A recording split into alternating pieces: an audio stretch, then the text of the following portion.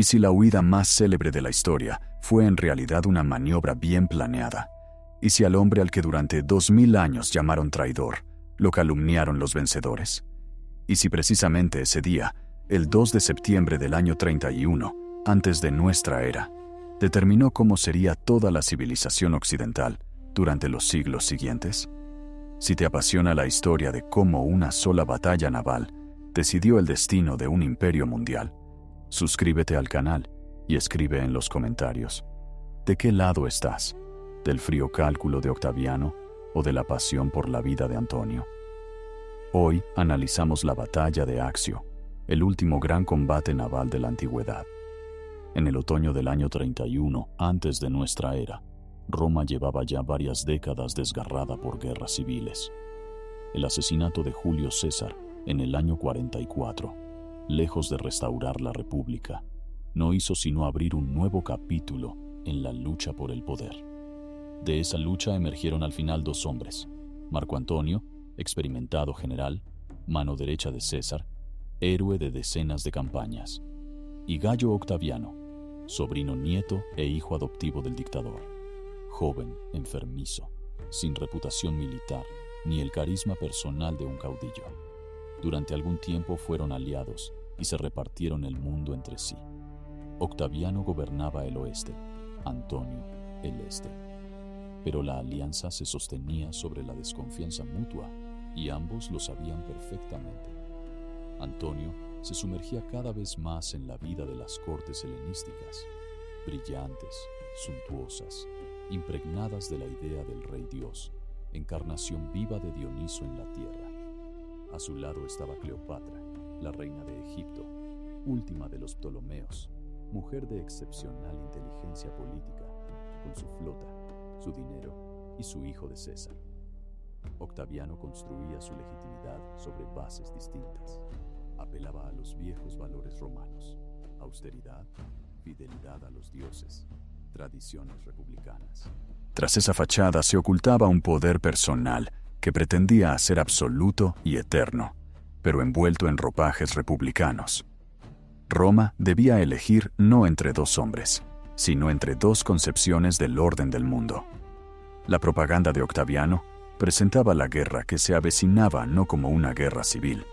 Esa expresión era demasiado dolorosa tras décadas de fratricidio, sino como una guerra contra una reina extranjera que había seducido a un general romano y lo arrastraba lejos de Roma.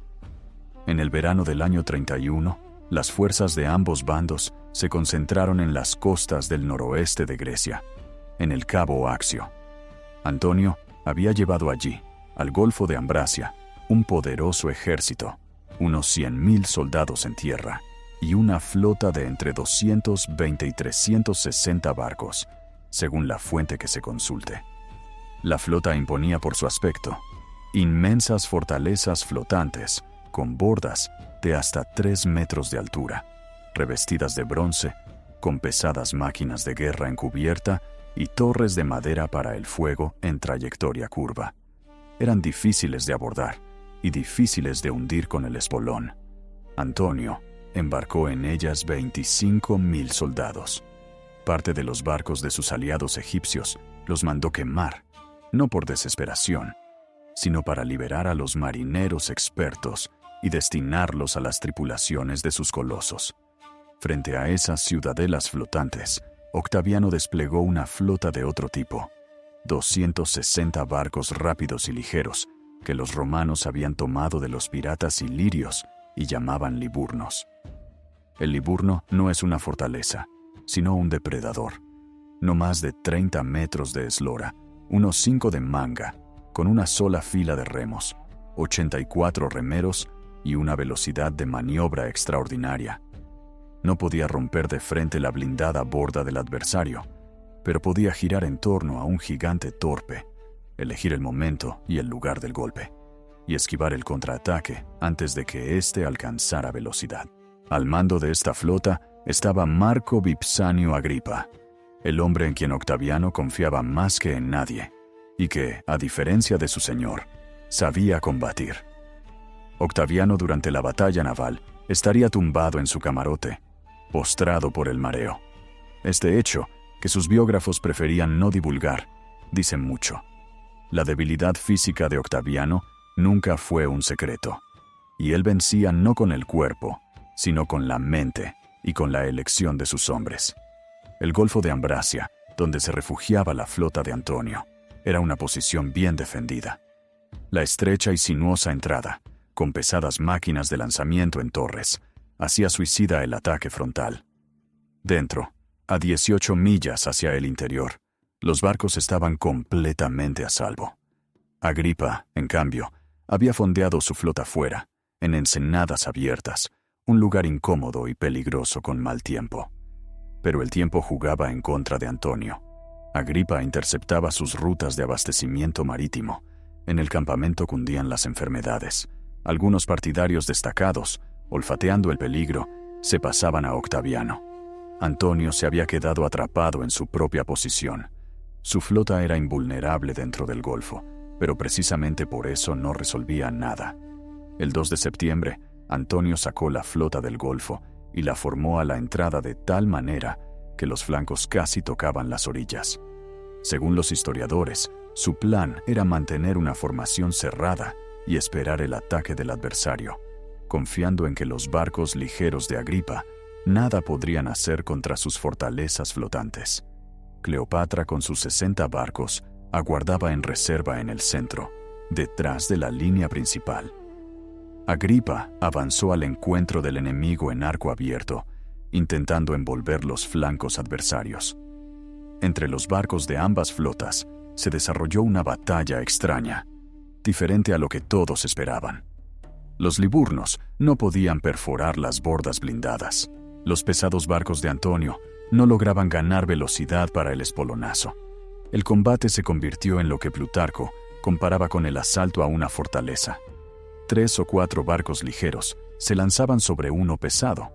Se usaban garfios de abordaje, lanzas, proyectiles incendiarios, mientras desde las torres de Antonio respondían las catapultas.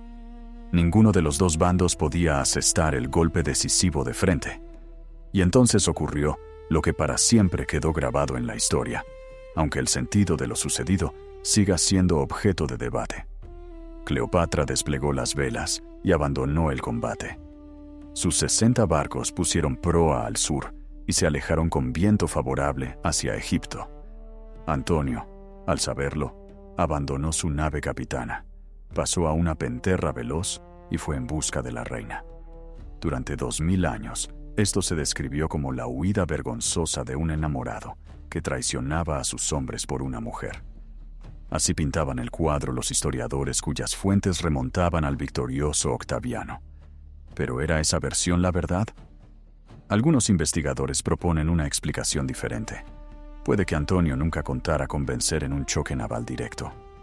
Su objetivo real podría haber sido forzar la salida con parte de la flota y el tesoro a través del cerco de bloqueo, retirarse a Egipto, donde aguardaban legiones frescas, y continuar la lucha desde nuevas posiciones. Cleopatra, con sus barcos, debía abrir la brecha, y la abrió. Lo que parecía una huida podría haber sido una retirada planeada, que simplemente se ejecutó de forma demasiado visible y demasiado precipitada. Pero incluso si fue así, el resultado resultó catastrófico. La flota, privada de su comandante, combatió aún durante varias horas. Algunos capitanes arrojaban por la borda las pesadas máquinas para ganar velocidad e intentar escapar. Agripa empleó los proyectiles incendiarios de manera masiva. El fuego hizo lo que no había podido hacer el espolón. Pocos barcos lograron abrirse paso de regreso al Golfo, solo para rendirse después. La mayoría ardió. Según la tradición, Antonio permaneció 4 días en un estado de estupor en la proa del barco, sin hablar con nadie. Solo en las costas del Peloponeso volvió a reunirse con Cleopatra. Desde allí envió órdenes a sus tropas terrestres, pero era demasiado tarde. El ejército esperó su regreso durante 7 días. Los soldados no creían que todo hubiera acabado. Confiaban en su general, el hombre al que conocían por 20 años de campañas. El final llegó solo cuando también huyó su comandante, Publio Canidio Craso. Entonces, 19 legiones de Antonio se incorporaron al ejército de Octaviano. Lo que siguió es bien conocido. Antonio y Cleopatra regresaron a Alejandría y vivieron allí un año más, sabiendo que el fin era inevitable. El 1 de agosto del año 30 antes de nuestra era, la flota de Octaviano apareció en el puerto de Alejandría. Los últimos barcos y legiones de Antonio se pasaron al bando del vencedor. Antonio se atravesó con su espada.